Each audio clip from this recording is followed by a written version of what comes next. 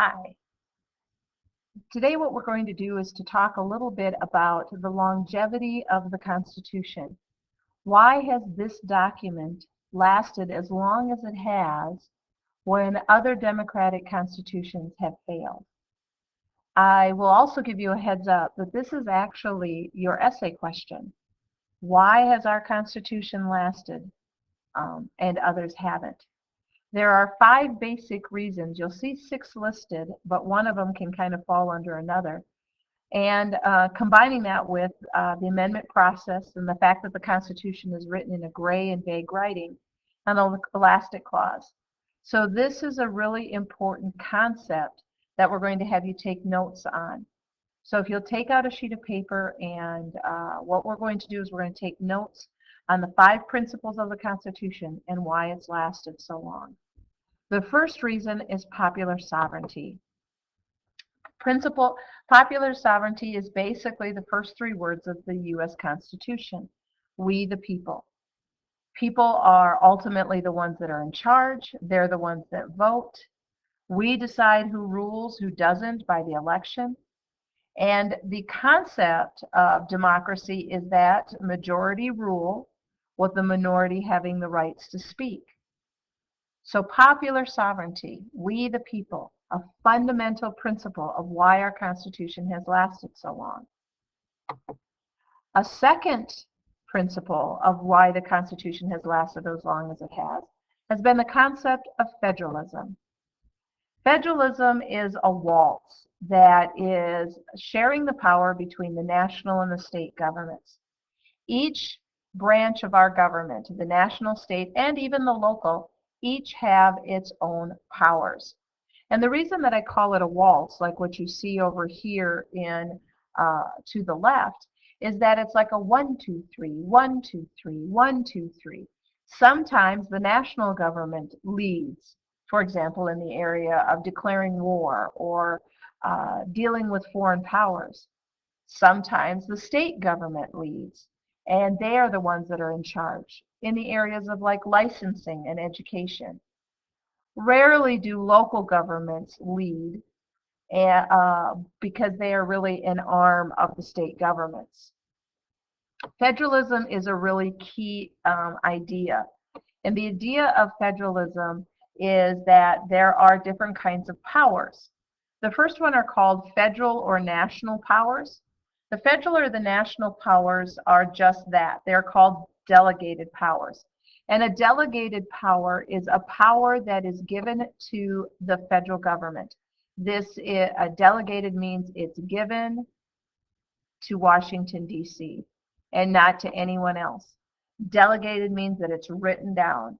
So the 5 things that are listed here because only our national government, only Washington, D.C. should deal with them. So for example, to declare war. We don't want Iowa to have the ability to declare war on Canada. We might win, but we don't want to have them that power. We don't want each individual state have the ability to coin money because money is something that is national. We want a national currency. Under the Articles of Confederation, each state had its power to coin money, and that created complete chaos. We want all Americans to have the same weights and measures. For example, we don't want to have Florida dealing with the metric system and North Dakota to deal with the traditional system. So fixing weights and measures is a national power. The idea to make treaties with foreign powers, and the idea to establish post offices because that's crossing state lines. These enumerated or delegated or expressed powers, they're all called the same thing. And I really apologize, but I'm not the one that came up with this. So if you see delegated powers, enumerated powers, expressed powers, they're all the same thing. And write yourself a note that there are 17 of them. Okay. If we're talking about the powers of the state are called reserved powers, as you can see up here. A reserved power means that it's been set aside. It is a power exclusively, each of the individual states have those powers, And the federal government can't really take away from those powers. So, for example, licensing is like one of the easiest ways to explain that. So if you get a hunting license and fishing license, you get one from Iowa. But that Iowa license, hunting license, is not good in Minnesota. You have to have a Minnesota license. If you have a teaching license in Minnesota, that doesn't mean you automatically can teach in Iowa. They don't cross state lines. One of the toughest licensings that you can get is to be a hairdresser or a cosmetologist. I guess that's a better word, because some states are now requiring that they have the ability to give massages or do pedicures and manicures, and all that requires different kinds of licensing, different kinds of testing. If you're going to be a nurse, you've got to pass the boards in each of the states that you want to practice in. So that is a reserved power. We've talked about trade within a state, intra-state, and we know that back in 1787, intra-state was really important to the trading and commerce. But now in 2017, it's not necessarily intra-state as much as it's interstate. Establishing the National Guard, or what is called in the Constitution the state militia. We know that the militia or the National Guard of Iowa can be sent on federal powers. The federal government can use the state's militia and send them overseas, but they are under the control of the Iowa government. And finally, marriages, wills, and estates. And it is through this that the issue of homosexuality and the legality of their marriage came up. Article 4, that's what art means there. That's not probably the best way to do that. But this is Article 4, gives what is called full faith and credit. Full faith and credit simply means that when I got married in Minnesota, Iowa recognized my marriage. Well, before the courts ruled on the homosexual marriage, some states made a homosexual marriage legal. For example, Iowa was one of the first. I think Maine was one of the others, and Vermont. We were the first three, I believe. Well, because the Constitution has what is called full faith and credit, does that mean a homosexual couple in Iowa, before the Supreme Court ruled and they moved to Texas, would their marriage be illegal?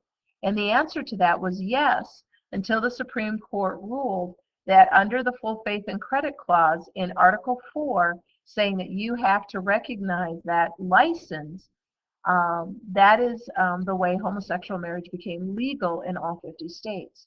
It's the same way with, like, think of it as a driver's license, because you get a marriage license. But my driver's license is good when I go over to Sioux Falls. That is full faith and credit. Another big issue is the issue of education. Education is very much a state issue. So Iowa has its own standards and graduation requirements, which are different from Minnesota and South Dakota. Iowa right now is the only state that doesn't require you to take a test to graduate.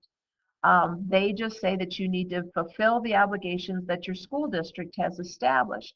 Therefore, you can graduate. But if we were in Minnesota, you would have a test that you would need to pass in order to graduate. If you did not pass that test, you did not graduate. Okay. Sometimes powers are held by both the federal and the state governments. These are called concurrent powers. Okay, concurrent powers are the idea. Federalism or the division. Okay. Concurrent powers are those powers that are held by the federal and state governments. For example, to collect taxes. Collecting taxes, we know that we pay state income tax, we pay federal income tax. We do not have a national sales tax right now, but we have state property taxes, we have local sales taxes, but yet the federal government has its own kinds of taxes. And both of the state and the federal government deal with enforcing the law. And when we're talking about enforcing the laws, the federal government enforces the laws at the federal state, and at the state level, they enforce their laws, the local government enforces their laws, and then there are concurrent laws. Okay? So what we're going to do in class is we're going to be working for the next couple of days with federalism and popular sovereignty. And that is where we will be talking and working with this Smartboard activity. So fill out those notes and get that all done, and we will see you in class.